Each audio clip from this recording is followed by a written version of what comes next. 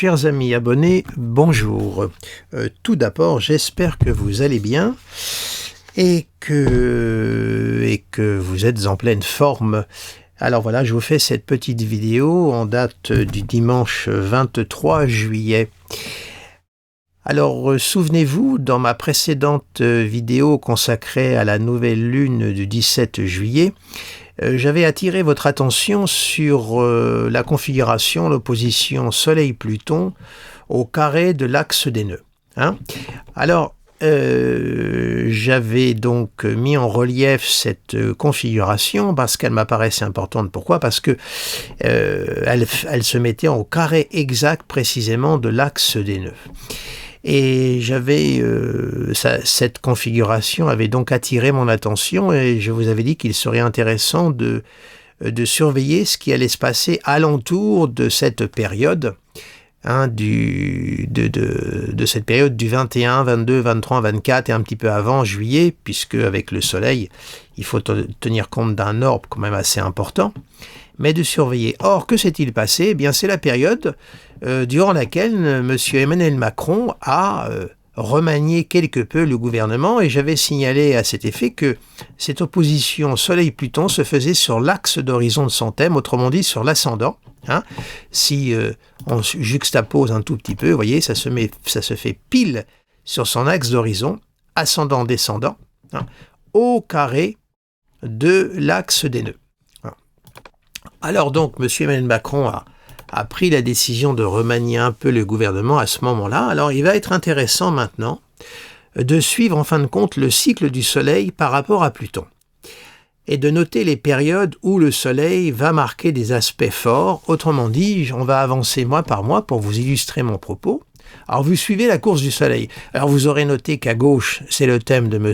Emmanuel Macron et à droite, le ciel de ce jour, vous voyez, pour le 23 juillet 2023, j'ai uniquement isolé le cycle Soleil-Pluton pour illustrer mon propos de manière à ce que vous y voyez beaucoup plus clair. Alors, on va avancer mois par mois. Voilà. Donc, là, on est au 23 août. 23 septembre. Nous aurons là un Soleil trigone Pluton. Le Pluton est toujours au carré de l'axe des nœuds. Alors, vous savez que les nœuds, je dirais, évoluent de façon rétrograde. On va continuer, plus un mois. Et là, on va avoir, par exemple, ici, un moment où le Soleil va être au carré de Pluton, aligné sur l'axe des nœuds, pour être très très précis. Alors, c'est le 23 octobre, mais pour être très précis au niveau des configurations, vous voyez, on va faire comme ça. Voilà. Alors, le Soleil sera conjoint à l'axe des nœuds dans l'orbe du carré Pluton à partir du 18 octobre, et au fur et à mesure qu'il va avancer, le Soleil va former un carré exact à Pluton, vous voyez, le 21 octobre. Donc, il faudra surveiller, alentour de cette période-là, 18-19 octobre, ce qui va se passer pour M. Emmanuel Macron. Quelle décision va-t-il prendre ? Que va-t-il se passer ? Cette configuration d'axe des nœuds se superpose dans son thème ici, pour que vous puissiez bien visualiser. Vous voyez là, ici. Donc, un premier temps, et ensuite, le deuxième temps, c'est quand le Soleil va être en conjonction de Pluton. Donc, on va continuer à avancer. Voilà. Ça sera donc le 21 janvier 2024. Nous aurons une conjonction Soleil-Pluton exacte sur l'ascendant de M. Emmanuel Macron. Bon, les nœuds auront évidemment continué leur course de rétrogradation, mais on sera donc au demi-cycle de la précédente opposition. Je ne sais pas si vous suivez mon raisonnement, je vais peut-être un peu vite. Là, le 21 juillet, au moment où M. Macron a procédé au remaniement, le Soleil était à l'opposition de Pluton. Il a fait son demi-cycle, il arrive à l'opposition. Donc, il va être intéressant de noter ce que M. Emmanuel Macron va faire durant cette période-là, partant du fait en plus que, si vous voyez, le nœud sud est en train d'approcher progressivement du Pluton de M. Macron. On va procéder par mois. Vous voyez, par exemple, le 21 mars, le nœud sud, il y aura un alignement des nœuds sur le Pluton d'Emmanuel Macron. Donc ça veut dire que là, les valeurs plutoniennes vont être complètement, comment dirais-je, activées, puisque Pluton transite sa maison 1 et est angulaire à l'ascendant de M. Macron. Hein.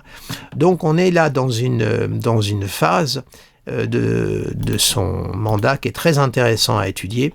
Donc voir ce que vont faire ces transits du Soleil, à proprement parler, partant du fait qu'évidemment interviennent toutes les autres configurations dans le thème. Hein. Par exemple, on a actuellement, vous voyez, un Neptune, pour revenir à aujourd'hui, en synchrone, vous voyez, on a un Neptune ici.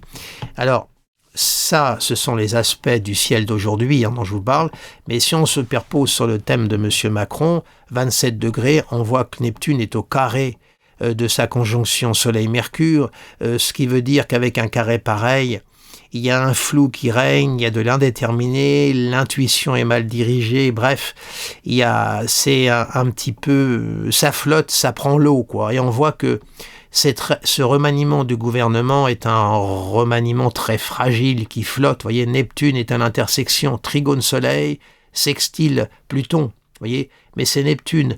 Neptune n'est pas, comment dirais-je, une planète pour la vie matérielle. C'est davantage une planète pour une vie, les rapports beaucoup plus subtils, je dirais. Donc on voit que là, Emmanuel Macron prend ses décisions sous un aspect neptunien qui n'est pas propice pour le principe de réalité, pour parler concrètement. Hein. Donc rien n'est bon, rien n'est ajusté, ça brinque-balle un peu partout. Vous rajoutez en plus Saturne actuellement qui est au début du Poisson, qui est là, vous voyez, donc Saturne est dans l'opposition de son Saturne natal. Hein. Saturne est dans sa phase de rétro, vous voyez, donc il revient donc petit à petit à l'opposition de Saturne. Vous voyez, on a d'ailleurs l'opposition, mais c'est vrai que pour une planète lente, c'est peut-être un petit peu large, mais on a l'opposition et Saturne est en train de revenir, vous voyez. Et tout coince de partout pour lui. Situation extrêmement compliquée pour Emmanuel Macron actuellement, si c'était qu'actuellement, vous me direz. Hein. Alors voilà un petit peu la situation présente et j'avais également attiré votre attention sur le plan mondial. Parce que évidemment, moi je parle de la France parce que j'habite ici, mais cette configuration évidemment est mondiale, et j'avais demandé aussi qu'on regarde sur le plan mondial. Or, il est intéressant aussi de mettre en relief ce qui se passe actuellement en Israël, parce qu'il y a un mouvement qui est en train de se mettre en place extrêmement important, et regardez justement cette configuration, ce qu'elle fait à la fois dans l'État d'Israël, et sur le thème de Benjamin Netanyahou. Alors, laissez-moi quelques instants pour vous laisser apparaître ces configurations. Donc, voici le thème de l'État d'Israël à votre gauche, hein, 14 mai 48 à 16h, et à droite, le ciel du 22 juillet. Hein, et vous voyez donc que la conjonction Soleil-Pluton et l'axe des nœuds se superposent en conjonction du méridien céleste et de la ligne d'horizon. Hein, voilà, je vous le superpose pour que vous voyez ça. Vous voyez, là, on a l'axe des nœuds qui est ici, qui est en sa phase de rétro, hein, donc qui petit à petit va aller sur l'ascendant, et l'opposition Soleil-Pluton sur l'axe du méridien. Très important, c'est la colonne vertébrale d'un thème. On a un Pluton qui transite le fond du ciel de l'État d'Israël, le socle, l'enracinement de l'État. Hein. Et là, on voit qu'il y a... Et on est à une période évidemment très critique de l'État d'Israël. Comment vous expliquer ça d'une façon succincte ? Le 10 juillet, comment dirais-je, le Parlement israélien a adopté en première lecture un amendement apporté à une loi fondamentale, c'est-à-dire que l'État d'Israël n'a pas vraiment de constitution à proprement parler, et c'est destiné à priver la Cour suprême de sa capacité de censurer une loi ou un arrêté municipal qu'elle considère comme violant la clause de raisonnabilité. C'est-à-dire qu'autrement dit, il suffirait, parce que c'est pas encore passé, il suffirait désormais d'une majorité simple à la Knesset pour que la majorité gouvernementale passe outre à une notion de censure de la Cour suprême. Donc c'est quand même pas rien comme décision.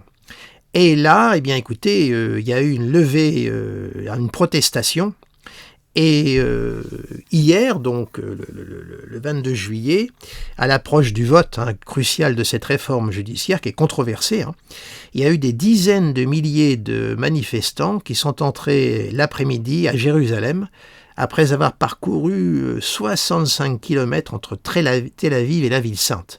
C'est un soulèvement énorme. Ils étaient munis de drapeaux et une colonne très très longue, et ils ont marché sous un soleil absolument brûlant, et ils ont fait toute cette route, en direction de Jérusalem.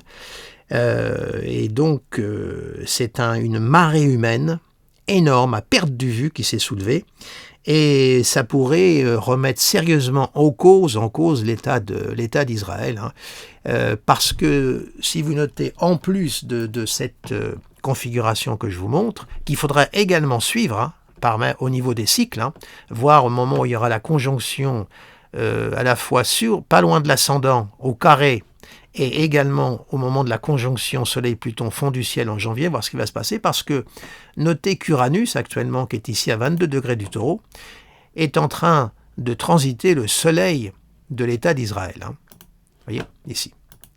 Et le 21 avril 2024, il y aura la conjonction Jupiter-Uranus qui va transiter rapidement le Soleil de l'État d'Israël, et le Soleil, c'est l'autorité.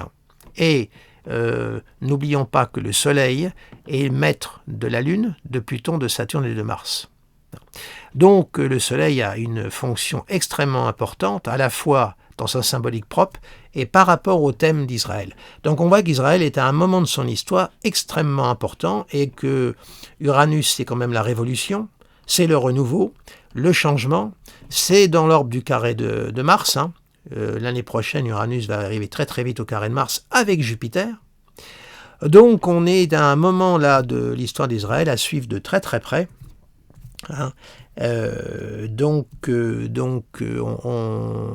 Comment dirais-je, il va falloir qu'on regarde ça de très près. Alors il y a un autre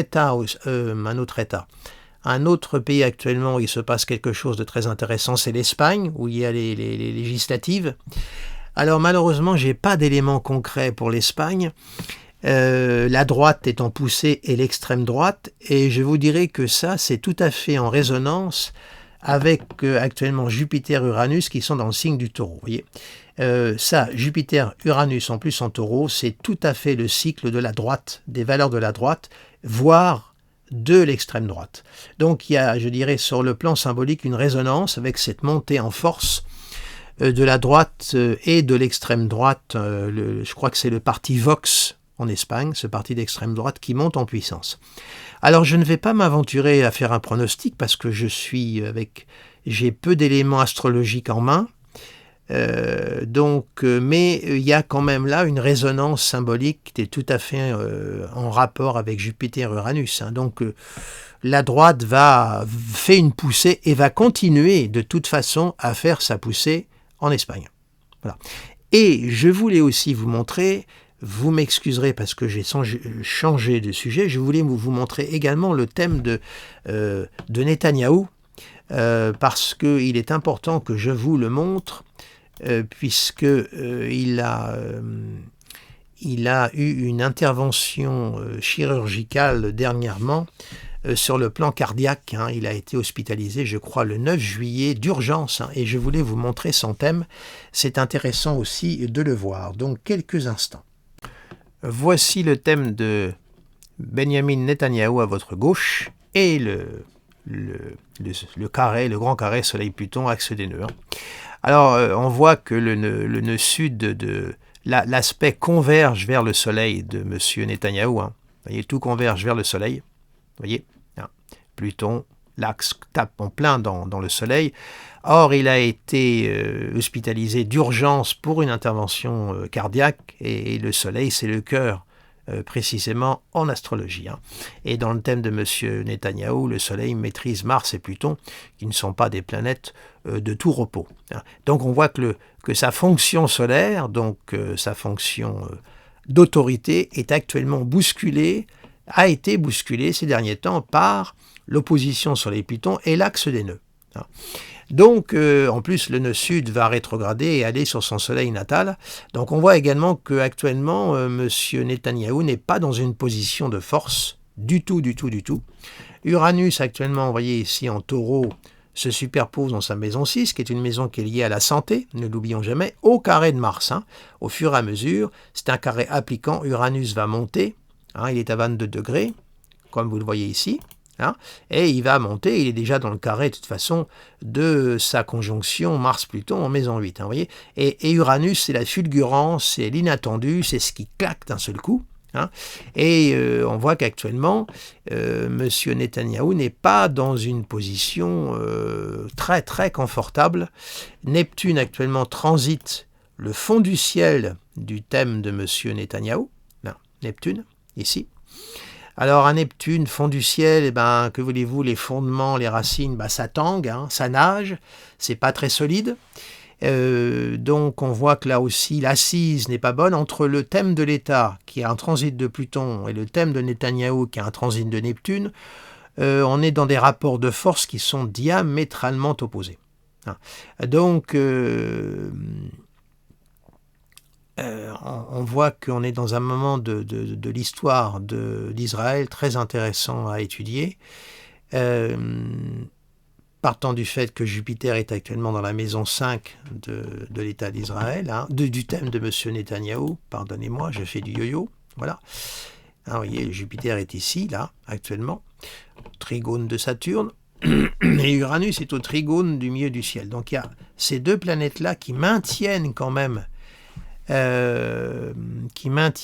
la position de M. Netanyahou, mais il va être obligé certainement de revoir sa stratégie parce que avec les configurations que vit l'État d'Israël, ça risque de très très mal se passer et il risque d'y avoir une montée de la colère et de la contestation en force. Donc il va certainement être obligé de revoir parce que sinon on pourrait penser quand même à un soulèvement et à des manifestations qui peuvent monter en violence là-bas. Voilà, écoutez, voilà la petite note que je voulais vous faire. J'espère que j'ai été à peu près clair. Il est vrai que je vous ai un petit peu amené à naviguer un peu d'un thème à l'autre, mais c'est surtout pour mettre en relief l'opposition Soleil-Pluton qu'il faudra suivre même pour M. Netanyahou. Durant sa période anniversaire, le 21 octobre, le retour du Soleil sur le Soleil, ça sera dans le carré de Pluton, toujours.